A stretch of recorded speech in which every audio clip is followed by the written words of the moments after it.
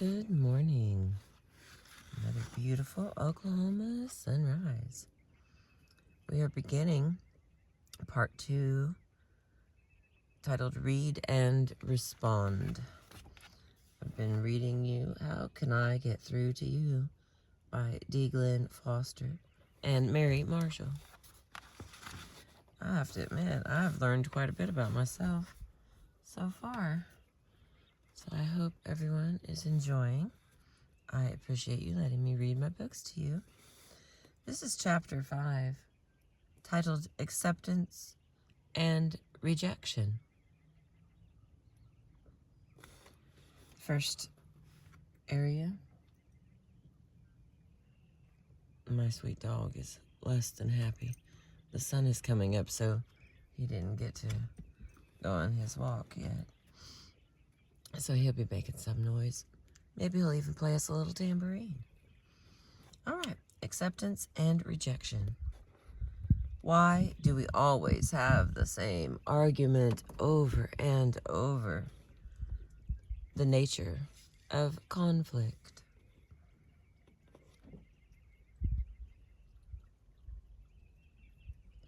Pivotal to all human behavior, whatever our personality type, is the twin notion of acceptance and rejection.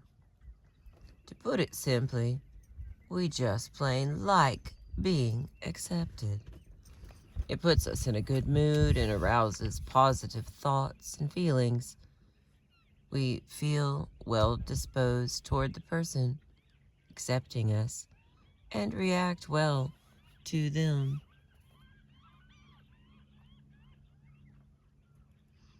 On the other hand, once someone rejects us, especially someone who is important to us, we experience all sorts of negative thoughts and feelings, find ourselves in a bad mood, and start reacting badly towards him or her.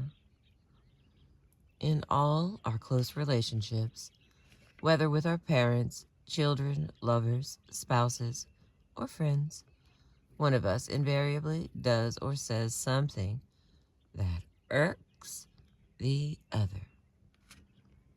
One of us then objects, and the other takes offense. We both feel rejected, and we argue.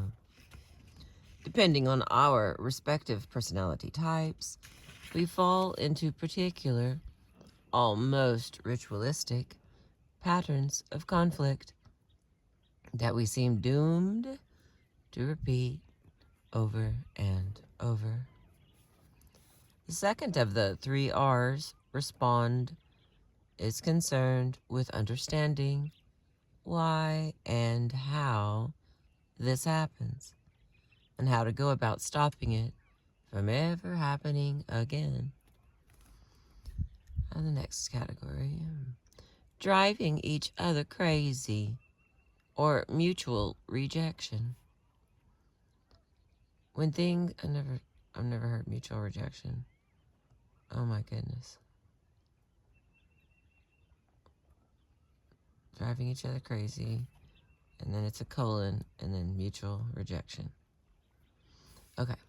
When things are going well on both sides, when we are in mutual acceptance of each other, and especially of our personality differences, we tend to overlook each other's bad points because the good points are so appealing to us. For example, the fact that he, your feeler, takes forever just to decide where he wants to go for dinner seems unimportant when you realize he's chosen somewhere he knows you like more than he does. The fact that she, your driver, snaps at your closest friends every time they disagree with you seems trifling when you realize that, to her mind, you are always right.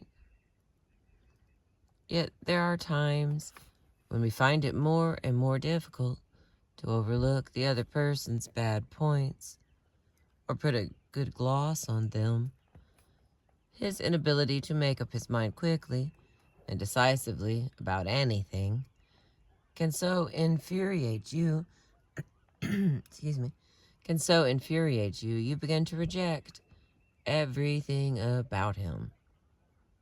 Her inability to stop interrupting with her unwanted opinions can so frustrate you. You begin to disapprove of everything about her. You then begin to drive each other crazy.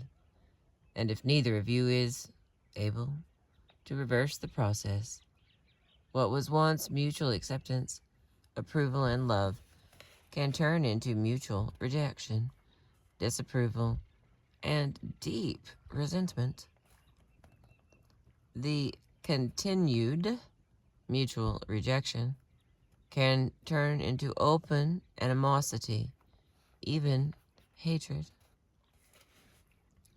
Yet it is the acceptance, indeed approval, of those now so repelling differences between two people's personalities that may have drawn them to each other in the first place.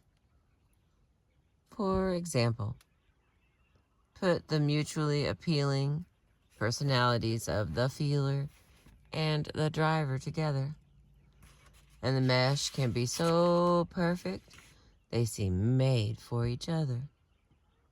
But add mutual irritation and stress to the fusion, and this once perfect pair can become the cruelest combination for mutual destruction.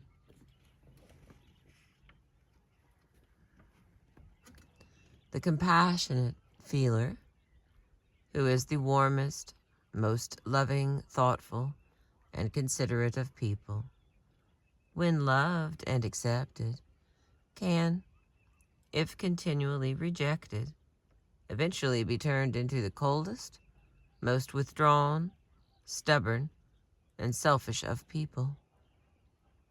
And the outgoing driver, who is protective, vibrant, and so expressingly loving when accepted, can, if continually rejected, become the most unforgiving, belligerent tyrant who ever drew breath. The saddest part of all this is that once this intensification of rejection has begun, it seems to these two people that there is no way of halting an apparently inevitable headlong rush toward breakup or, in the case of marriage, separation, divorce, and bitter regrets. Every now and then I can hear some turkeys, so if you get to hear the turkeys, I haven't been able to directionally locate them based on the peninsula that I'm on, but I can hear them every so often. And I don't know what kind of birds those are, the ones that make the little sweet baby sound, little baby cry.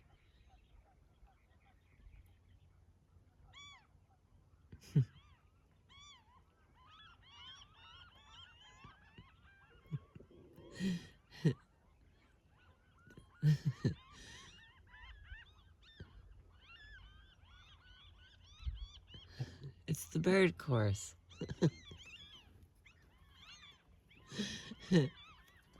See, most of them are quiet, but some of them are loud like me.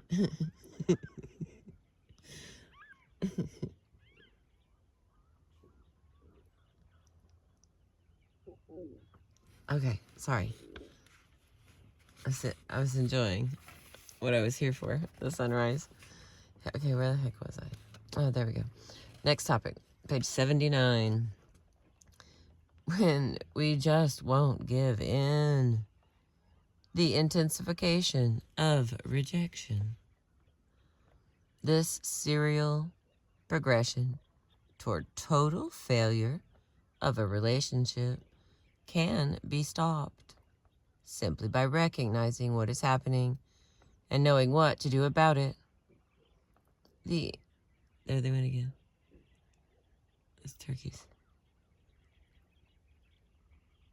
The intensification of rejection can be read and responded to in such a way that it is halted and turned back into acceptance long before it reaches the point of mutual destruction. In order to put a stop to the intensification process, we do have to realize just what we are doing subconsciously when we feel rejected.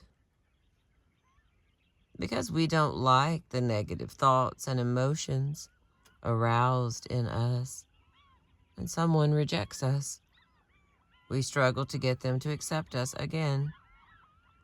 It seems to us that the simplest way of doing this is either to give in to the person who is rejecting us by agreeing with them, or to get them to agree with us. When someone rejects us over something relatively minor, such as our choice of a movie or where we should go to eat out, most of us opt for the first course and simply give in. Okay, that's fine with me, because it prevents an inevitable argument, and because what we wanted was not that important anyway. The rejection has been nipped in the bud and has not been allowed to intensify. But there are times when what we want is important, and we refused just to give in. Further, we don't want the other person just to agree with us because it isn't important to them. We want them to agree with us because what we want is right. Unfortunately, at these times, they usually feel the same way. And the more intensely we reject them, the more strongly they reject us. So we fight. We twist ourselves in and out of all sorts of mental contortions, painful emotions, trying to convince the other to accept our point of view, at the same time trying to fend off and not be hurt by the assault of someone trying to convince us of theirs. That's beautifully stated. All right, the next little category. Tactical self-protection and manipulation. The 4 moods of rejection. In our struggle to get the other person to see and accept our own point of view, we battle back and forth, each of us using the tried and true methods of persuasion that have worked for us in the past. In doing this, we go through certain well-defined stages called moods. M-O-O-D-S. Moods. These 4 moods of rejection we experience are known as denial, anger, depression, and bargaining.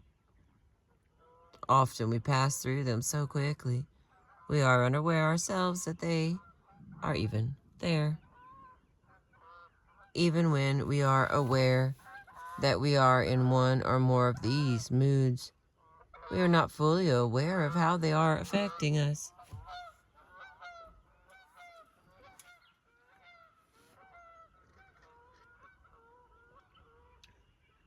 And they get a little noisier here because there's eagles. And so as they come in and around the corner, it's like, oh, eagle. So if we were translating a lot of this bird chit-chat, we'll go with, it would be, oh, damn, there's an eagle.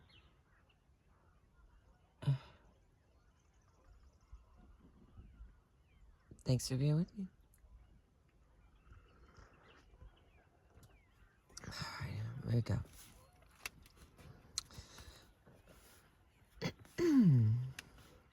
Tactical self-protection and manipulation. The 4 moods of rejection. Oh, I did that already. Okay, these are the 4 moods of rejection that we experience. They are known as denial, anger, depression, and bargaining. Often we pass through them so quickly we are unaware ourselves that they are even there. Even when we are aware that we are in one or more of these moods, we are not fully aware of how they are affecting us. Yet, whether or not we know it, these moods are the subconscious mechanisms that allow us to deal with the thoughts and emotions we experience in being rejected, and at the same time, manipulate the other person into accepting our position. Each of these moods has its own separate and distinct set of tactics designed to enable us to protect ourselves and our position while allowing us to force our adversary to capitulate and accept our terms. In the to and fro of any conflict, we subconsciously draw on the tactical advantages peculiar to each mood that give us the greatest leverage over our opponent. Whatever the cause of our argument, whatever the negative thoughts and feelings aroused in us, whatever our personality type, we all go through one or more of these 4 moods in our attempts to handle rejection. Depending on our particular personality type, we use this limited number of moods with greater or lesser skill, with varying degrees of intensity, and in a different order of priority. All right. The course of jealousy. An example of moods in action. Consider, for example, just one of the complex reactions to rejection we experience, that of the feeling of jealousy that arises when we think we are being passed over in favor of someone else. Bonnie, a 24-year-old computer programmer from Florida, was forced to deal with emotions of fear, envy, resentment, hatred, frustration, dejection, and self-pity when she discovered that her boyfriend was taking computer lessons from her best friend. Now, Bonnie knew that her boyfriend, Lynn, wanted to learn how to use a computer, so she offered to teach him. For some reason she did not understand, he seemed reluctant to accept her offer, so she let the matter drop. When she found out that her best friend was teaching him, she was deeply hurt, and a feeling of jealousy overwhelmed her. At first, in the mood of denial, she tried to put the whole thing out of her mind. She didn't even mention to Lynn that she'd heard he was taking lessons from her friend. She pretended nothing had happened and forced herself to act normally toward both him and her best friend. However, there came a point when she could no longer keep her emotions bottled up, and they escaped in a jealous rage in the mood of anger. She confronted Lynn and accused him of being attracted to her friend, of being underhanded and going behind her back. She attacked her friend for stealing her boyfriend, and she vented her anger at anything and everything that seemed to be against her. Lynn was taken aback when he couldn't get a word in edgewise to explain why he had asked her friend instead of her to teach him. He just simply walked out.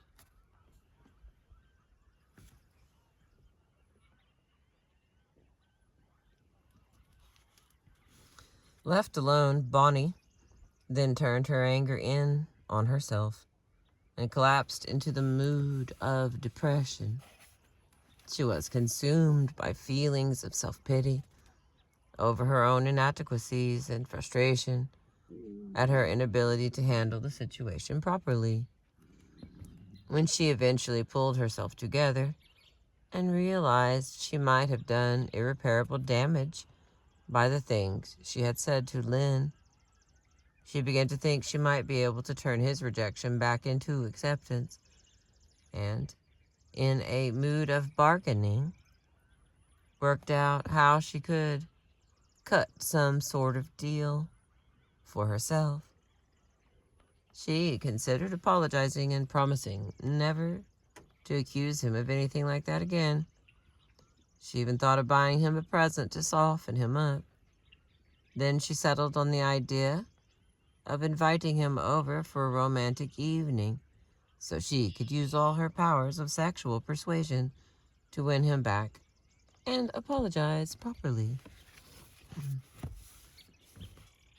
However, things didn't work out quite the way she had planned because Lynn was himself going through all the moods and was still firmly entrenched in his own mood of anger.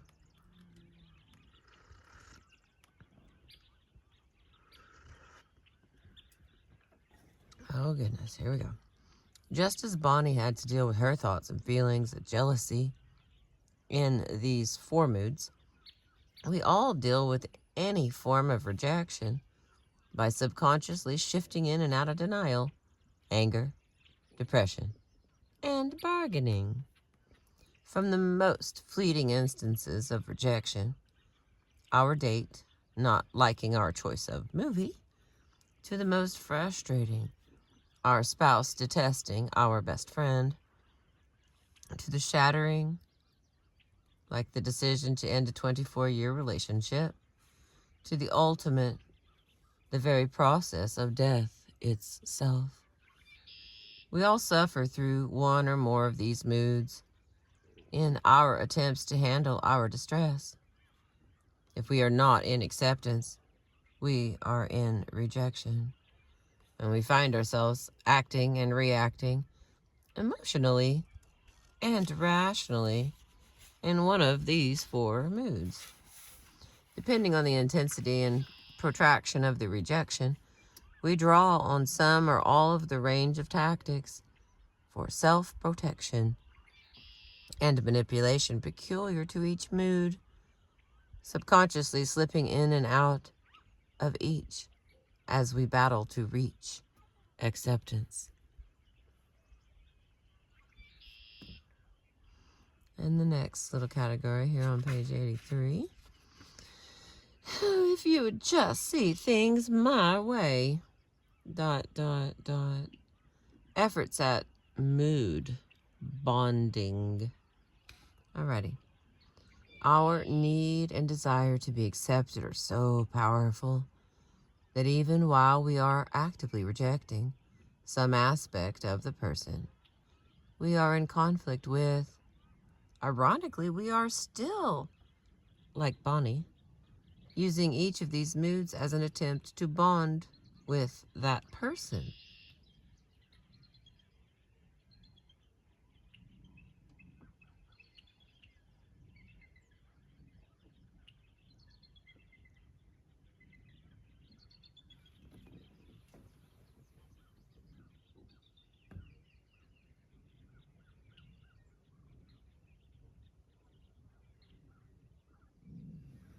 You hear all the animals talking? There's they're twiddledeeing. Okay. Whew. I'm here for myself. Make myself laugh. Solid sunburn on one side of my face. Okay, here we go. We're talking about sad stuff. Let me get back to the point here. We're using any of these moods as an attempt to bond with that person. If their acceptance were not so important to us, we would not be struggling our way through these moods. We would be merely indifferent to what they think of us. Instead, we are putting ourselves through the emotional and mental turmoil of these moods in an appeal for their approval by saying, in effect, if you'll just see things my way, you'll see I'm not a bad person, and then you can stop reacting. You can stop rejecting me and love me again. All right, let me try that again. Okay. If you'll just see things my way, you'll see I'm not a bad person, and then you can stop rejecting me and love me again. Yet, we never seem to be able to say this directly to each other. Instead, we hint at it. We imply it, burying our appeal for understanding in so much verbiage, it rarely comes through loud and clear.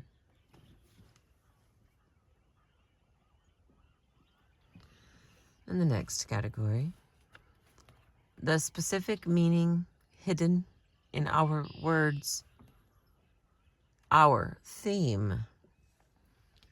But if we know how to listen, it is there, always, in our theme. The exact meaning of what we are really trying to say, what we want the other person to accept, is always contained in this theme. Our theme is not only the opinion or line of thought we are voicing, but also the implied, unspoken appeal for acceptance of our worth and value as a human being that we are trying to convey through that opinion. And the unspoken appeal for acknowledgement of our worth is by far the more important part of our theme. Take, for example, a squabble over whether or not the two of you should go out or stay in for the evening.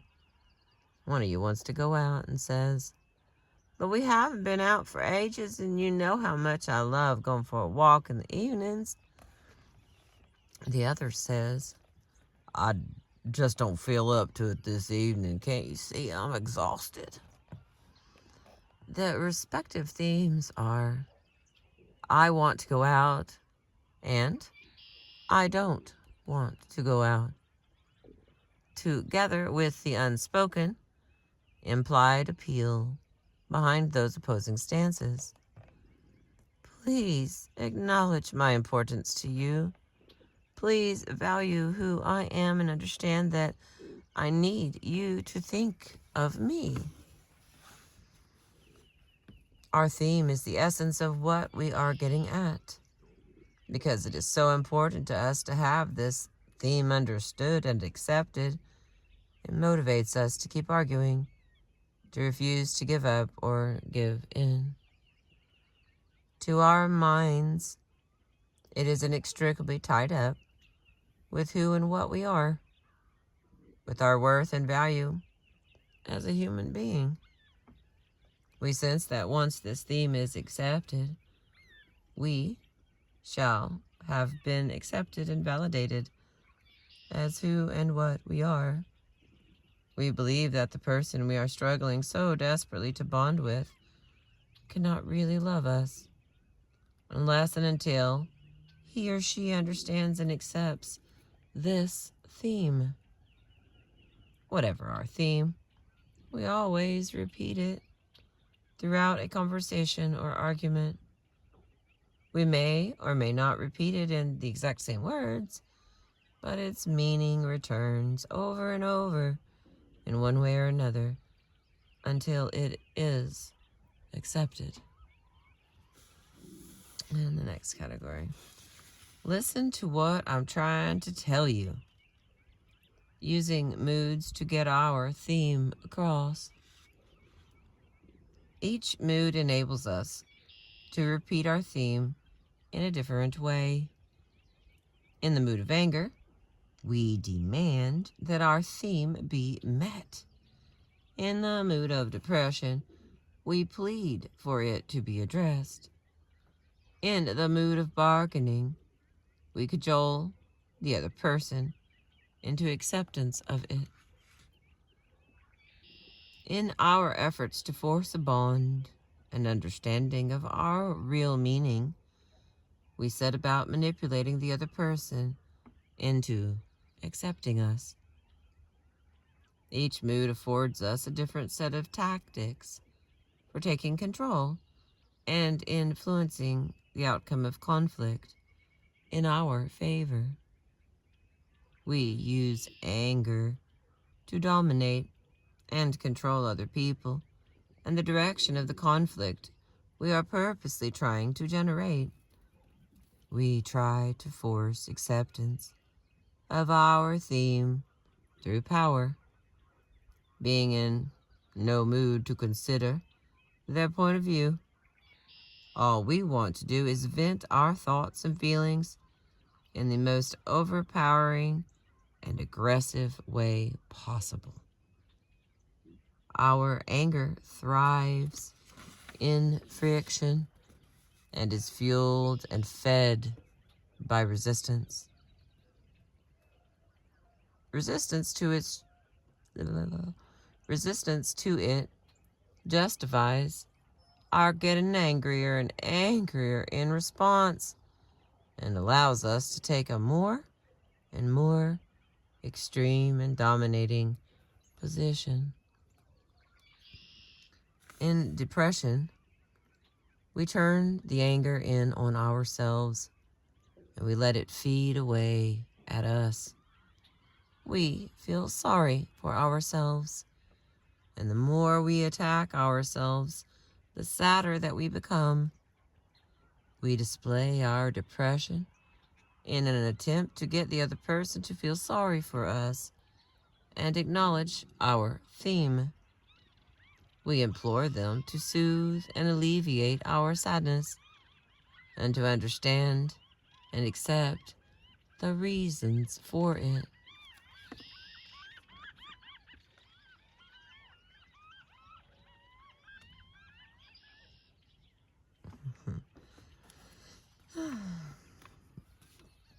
Okay, we use bargaining to cajole the other person into acceptance of our theme. We pretend to see the other person's point of view in order to get something for ourselves and concede something in their favor to wangle something greater in return.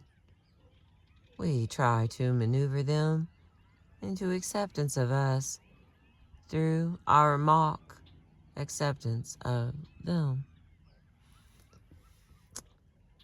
In denial, we try to avoid the issue. We cannot face the rejection or come to terms with it. We either deny the truth to ourselves or deny the truth to others.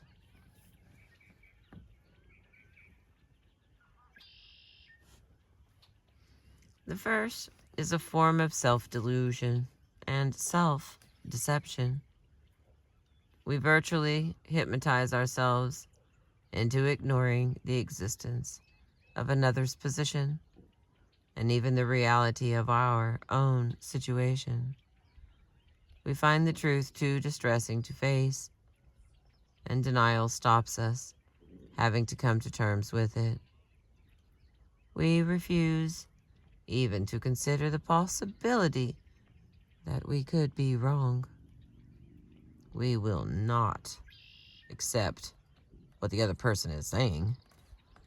In effect, we are saying to ourselves, I can't believe that. The second is pure deception or lying. We refuse to admit to others that we know the truth. So we do and say things which we know are not true in order to deceive the other person. We persist in saying to them, I don't believe that. In both forms of denial, we try, through insistence, that something is not happening, to persuade the other person to accept our point of view. While we are caught up in these four moods, the person we are trying to bond with, while adamantly rejecting us, is just as paradoxically and just as desperately trying to get us to accept their theme by using the same 4 moods. In our continuing rejection of each other, in our failure to give each other the acceptance, approval, and respect we both want so badly, we push each other and ourselves in, out, and through the chaos of denial, anger, depression, and bargaining.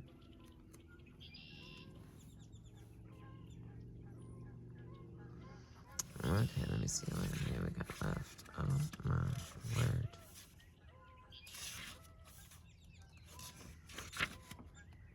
My thing's getting hot, but I only have 5 pages. Let's see, if I lose you, I want to say thank you, and then I appreciate you.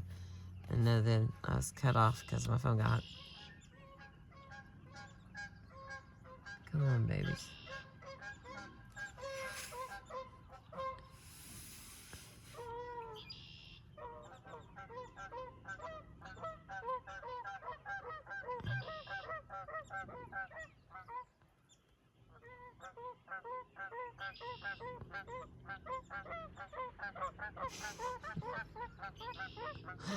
Oh, great. They found me. Okay. I know them all. I know to everyone else to look the same, but they don't live in the same location. They don't all eat in the same place. And I'm everywhere. I've been everywhere, man. I'm everywhere. Alrighty. Let's try this again. Glad more audience members have joined us. Okay. Hey, I'm important too. The moods at work. John, a representative for a paper distributor who is on the road selling 2 months out of 3, values every moment he spends at home with his family. At his wits' end over how to stop the annual 6 weeks invasion of his wife's family into his home, and deeply depressed at the way he and his wife, Lucy, both seem to get stuck in the same old groove every time they even try to discuss the problem. John related the following typical exchange that they have each year. Read the left-hand column through first to get the gist of their argument, and then read each paragraph of the dispute separately, continuing across into the right-hand column to see how each of them is unknowingly using the tactics of the various moods to manipulate the other into acceptance of their respective themes. This thing is already depression. Let's see. Oh, there's this changes. We're gonna try this. John, please, dear, we have to discuss things. This is the 3rd year in a row your brother and his family have come to spend Thanksgiving and ended up staying on for the full 3 weeks of their vacation.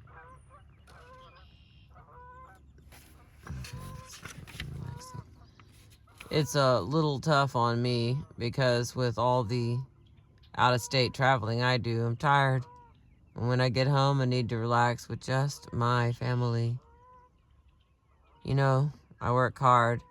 You know, I'm tired when I get back, and it takes me a day to just recuperate. You know, I love your brother and his family. They're nice people. But can't we just have them stay a couple of days and then go home? You're so good. The way you treat them and do everything for them. I know you love them, but... ... Okay, so then we go back and we break down what he was doing.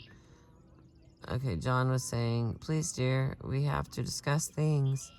This is the 3rd year in a row your brother and his family have come to spend Thanksgiving and ended up staying on for the full 3 weeks of their vacation. What he's doing is he's approaching the problem in bargaining by being overly polite and gracious in order to get her to accept his view that 3 weeks is too long to put up with her relatives. And then when he says, it's a little tough on me because with all the out-of-state traveling I do, I'm tired.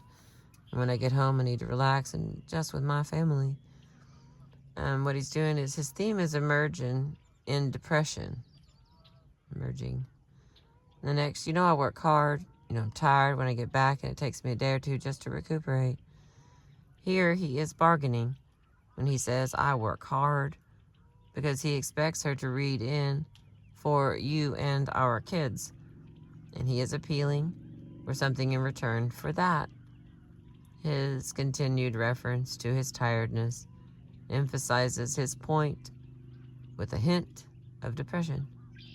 He is trying to bond with her and manipulate her into acceptance of his position. And then when he says, I know you love your brother and his family. They're nice people.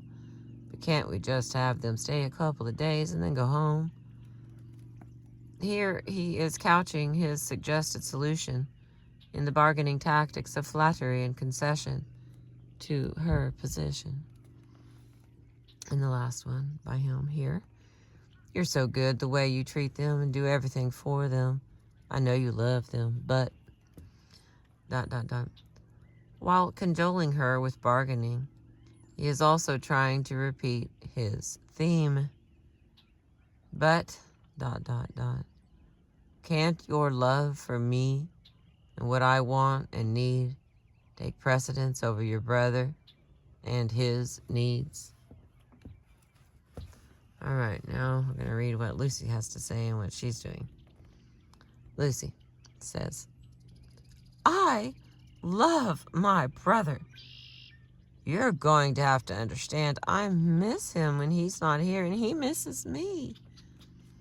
This is her locked in denial. She simply ignores his theme and his bonding attempts. She is in total rejection of him and his position. She then says, besides, with you on the road so much and the kids away at school all day, I get lonely here. Having them all in the house for 3 weeks is absolutely great for me.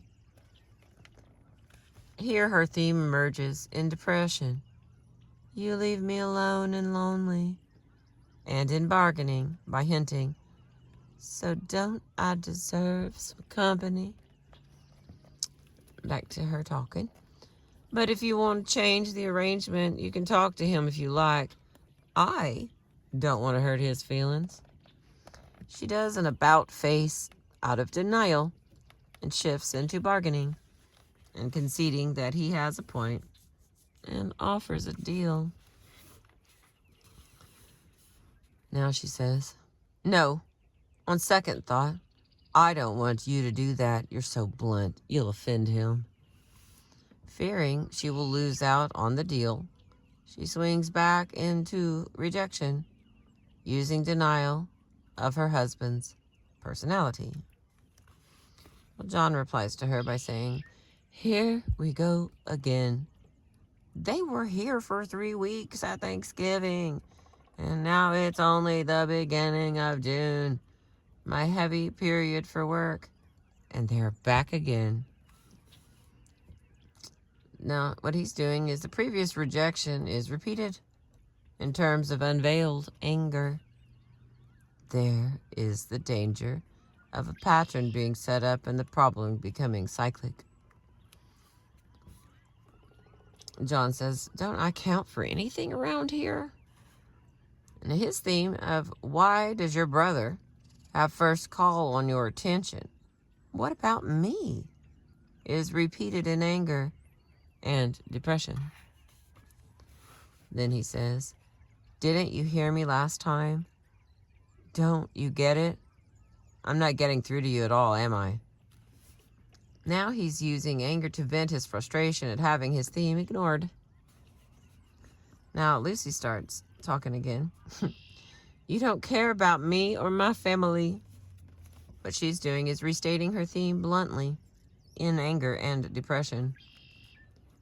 All you care about is you and how tired you are at that stupid job you've got. Now, still in denial, she is refusing to acknowledge that there is a problem and ignores his depression of the previous argument. Why don't you quit and get a 9-to-5 job like everybody else? In her anger, she is lashing out at an irrelevant issue. I hate your job and how tired it makes you. Her theme is, so you never have time for me, is repeated obliquely in terms of anger. John says, okay, good. Then maybe I'll just get out and find someone who doesn't hate me or my job and doesn't fill my house with their damned freeloading family. Now, here, he's set in denial. He is ignoring her theme, and he's in anger, attacking her family, and the situation. His threat is repeating his theme that he wants someone who will value him.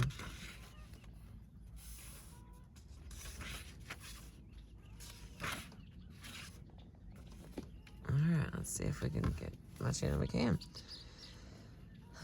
Turning back the tide, responding to these moods. We are all familiar with the sense of increasing frustration being experienced by this couple as they battle through the moods, each trying to make the other understand what they are really getting at. Yet this painfully chaotic process can be halted simply by addressing and satisfying the particular theme being expressed through the use of each of these moods. Once we feel that our emotional and rational self has been given the attention and the respect that we deserve, and that our right to react the way we do is acknowledged as being justified, we willingly let ourselves drift out of the particular mood we have dug our heels into. Diffused and appeased, we are then more receptive to giving our opponent the same consideration that has been given to us. We are getting closer to accepting each other again. For example, even two strangers who are almost involved in an auto collision and come to a screeching halt half an inch from each other are thrown into moods.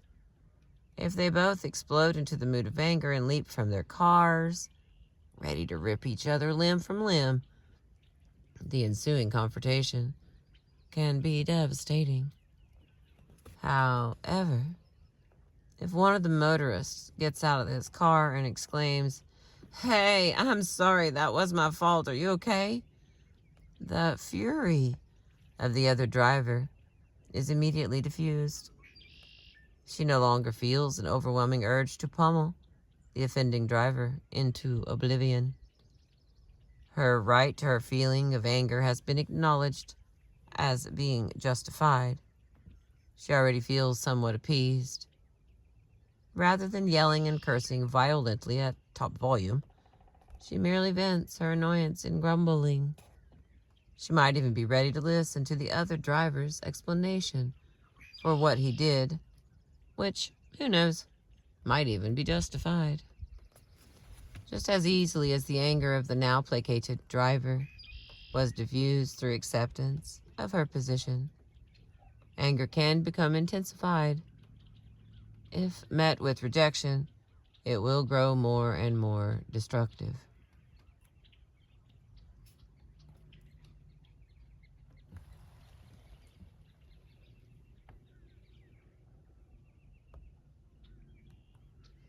Anger is not the only mood that can be handled the right way or the wrong way. We can respond to each of the moods of rejection in such a way as to lead anyone back into acceptance. And this is the last little part, and then there's going to be a chart again. So here we go. Ritualistic patterns of conflict, breaking the cycle.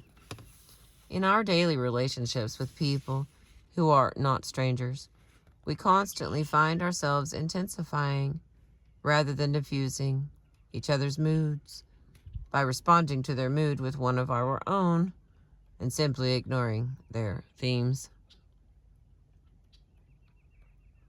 Depending on our respective personality types, we both trap ourselves in almost ritualistic patterns of conflict or argument, triggering the same reactions over and over. We get caught up in a mutually destructive pattern that we seem doomed to repeat ad infinitum. Neither of us appears able to break the inevitable sequence in and out of denial, anger, depression, and bargaining, to cut through into accepting what we are really trying to get each other to understand. But it can be done. Each of us can be drawn through our moods of rejection into acceptance of each other again, since all we are asking for anyway is that the other person accept and respect who and what we are, acknowledge our value and worth to them. All we have to do is address the theme as it emerges in each of these moods. Just as the originally furious motorist, once diffused, is prepared at least to listen to the other driver's explanation, our opponent in conflict, once diffused and appeased in each of his moods, is willing, and indeed wants, in turn, to address our needs. It is simply a matter of reading how a person is using each of the moods of rejection to get you to meet his or her theme, and responding to each mood so as to guide that person slowly but surely through into acceptance. Oh, there's my babies. Good morning, friends. The cormorants. What a beautiful day. Let me try to zoom out a little bit. I'm afraid to touch it because I don't want it to shut off, and I know that it's hot. Okay. Mutual acceptance and how to achieve it. Oh yeah, I was going to put it up here. That's what I was doing. Like, we need to screenshot that. Can you see it? And then over here's the other thing. I'm desperately trying to get us through. Mutual acceptance, how to achieve it. Like navigators leading someone who is important to us toward a destination we both want to reach, we have to recognize the markers of the moods that help us locate the best and safest route to bringing the person that we care for and ourselves safely back home into mutual acceptance. The steps to achieve this goal are: number 1, neutralize our own moods. Number 2, read their theme and the moods they are using to deliver it in. Number 3, respond to their theme in each of their moods so as to appease and diffuse that mood. Address and satisfy their theme and guide them through into acceptance. And number 4, reach mutual acceptance through reciprocation. There we go. Reach mutual acceptance through reciprocation. Reciprocation. This may sound manipulative. Okay, hang on. This may sound manipulative and calculating, and it is. But essentially, it is a manipulation of ourselves into an understanding of the other person's needs. And then, through our understanding and acknowledgement of those needs, getting the person to meet and satisfy our needs. All right. Birds are still flying in and it's still hot. Here we go. Decisions. We have all seen the following familiar scene in a restaurant. A young couple settle themselves at a table and pick up their menus.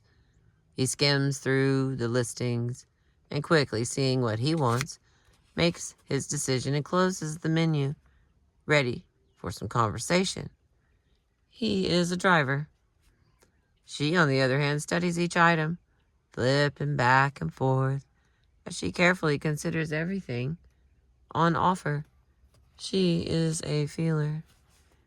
He starts fidgeting, aware of his impatience. She looks up from her menu and smiles, announcing her choice tentatively. Relieved, he takes her menu, closes it, and starts talking about something else. However, not being totally satisfied, she only half listens and keeps glancing at the closed menu on the table, becoming more and more unhappy at her rushed decision. He becomes irritated with her. In turn, she grows even less attentive and more unhappy. They start a scene, a rerun of the same old argument. The same old argument is about the infuriating and frustrating way the other makes decisions, from something as trivial as the purchase of groceries to something as critical as the purchase of a new home, and everything in between. Each of them thinks the other should make a decision, his or her way, the correct way.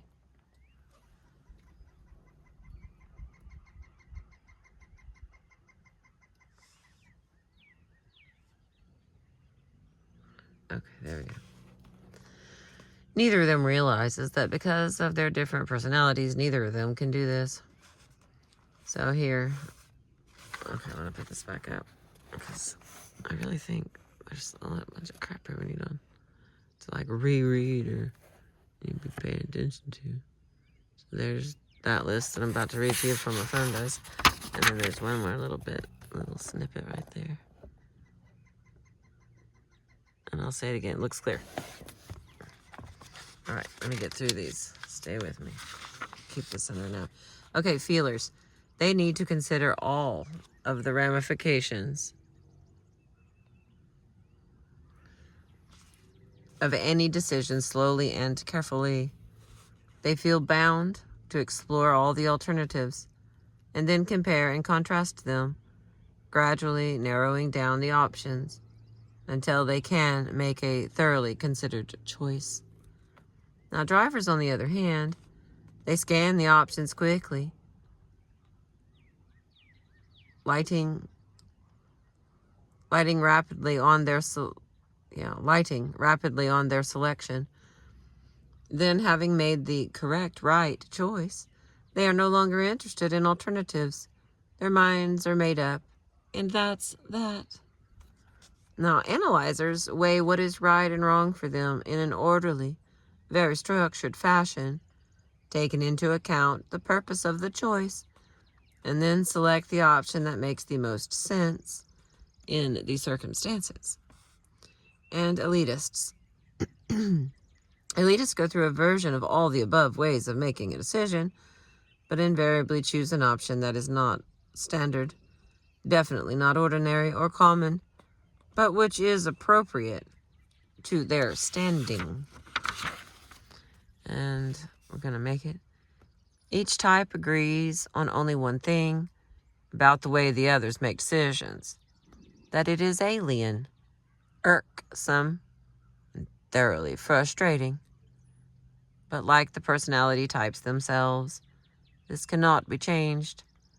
And if two people are to avoid not just a single public scene in a restaurant, but a series of private ones in a relationship, the types must be allowed to make their own decisions, their own way, and given all the time they need to reach them.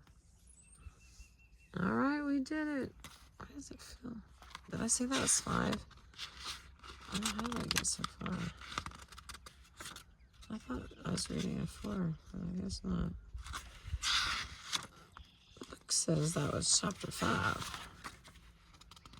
Acceptance and rejection. The next is chapter 6. It'll be how to read mood language. This has been so interesting. I think even at different times in my life, I've been a little bit more different, this one or that one. So I've really enjoyed sharing this book with my friends. I appreciate you.